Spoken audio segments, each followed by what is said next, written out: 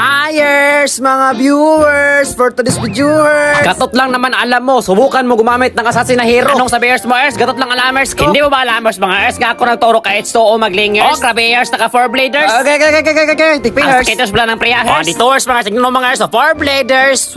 Wasing.